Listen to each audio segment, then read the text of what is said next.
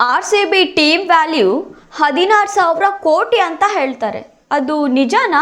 ಇಲ್ಲ friends, RCB brand value ಬರೀ 2,300 ಕೋಟಿ ಮಾತ್ರ. ಹಾಗಿದ್ರೆ ಉಳಿದ ದುಡ್ಡು ಎಲ್ಲಿಂದ ಬಂತು? ಇಲ್ಲಿ ಜನಗಳಿಗೆ ಒಂದು ದೊಡ್ಡ ಕನ್ಫ್ಯೂಷನ್ ಇದೆ.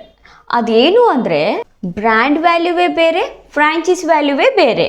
ಬ್ರ್ಯಾಂಡ್ ವ್ಯಾಲ್ಯೂ ಅಂದರೆ RCB ಅನ್ನೋ ಹೆಸರಿನ ಮೇಲಿರೋ ಪವರ್.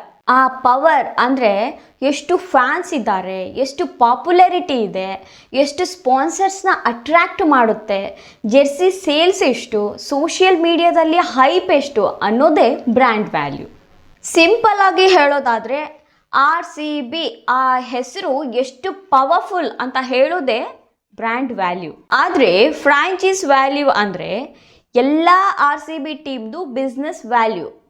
ಅದರೊಳಗೆ ಬ್ರ್ಯಾಂಡ್ ವ್ಯಾಲ್ಯೂ ಮಾತ್ರ ಅಲ್ಲ, ticket income, media rights money, sponsorship deals, future profit, business operations ಎಲ್ಲ ಸೇರಿ ಫ್ರಾಂಚೈಸ್ ವ್ಯಾಲ್ಯೂ ಆಗುತ್ತೆ. ನಿಮ್ಗೆ ಇನ್ನೂ ಕ್ಲಿಯರ್ ಆಗಿ ಅರ್ಥ ಆಗೋಕ್ಕೆ ಒಂದು ಈಸಿ ಎಕ್ಸಾಂಪಲ್ ಹೇಳ್ತೀನಿ.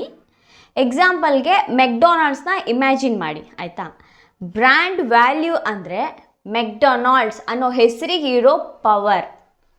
ಅದೇ ಫ್ರಾಂಚೈಸ್ ವ್ಯಾಲ್ಯೂ ಅಂದರೆ ಮೆಕ್ಡೊನಾಲ್ಡ್ಸ್ ಶಾಪ್ಸ್, ಅದರ ಪ್ರಾಫಿಟ್, ಅಲ್ಲಿ ಕೆಲಸ ಮಾಡೋ ಎಂಪ್ಲಾಯೀಸ್, ಟೋಟಲ್ ಬಿಸ್ನೆಸ್ ಎಲ್ಲನೂ ಸೇರಿದರೆ ಟೋಟಲ್ ಫ್ರಾಂಚೈಸ್ ವ್ಯಾಲ್ಯೂ ಆಗುತ್ತೆ.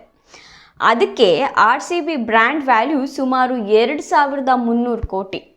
ಹಾಗೆ ಫ್ರಾಂಚೈಸ್ ವ್ಯಾಲ್ಯೂ 16,000 ಕೋಟಿ ಆಗಿದೆ. ಇದೇ ಥರ ಎಲ್ಲ IPL ಟೀಮ್ಸ್ದು ಬ್ರ್ಯಾಂಡ್ ವ್ಯಾಲ್ಯೂ ಎಷ್ಟು, ಫ್ರಾಂಚೈಸ್ ವ್ಯಾಲ್ಯೂ ಎಷ್ಟು, ಎಷ್ಟೆಷ್ಟು ಫ್ಯಾನ್ಸ್ ಫಾಲೋವಿಂಗ್ ಇದೆ ಎಲ್ಲನೂ ನೆಕ್ಸ್ಟ್ ವಿಡಿಯೋದಲ್ಲಿ ಡೀಟೇಲಾಗಿ ಹೇಳ್ತೀನಿ. ಪ್ಲೀಸ್ ಈಗಲೇ ಸಬ್ಸ್ಕ್ರೈಬ್ ಮಾಡಿ. ನಮ್ಮ RCBಗಿರೋ ಕ್ರೇಜಿನ ಟಚ್ ಮಾಡೋ ಕೆಪಾಸಿಟಿ ಯಾರಿಗೂ ಇಲ್ಲ ಬಿಡಿ.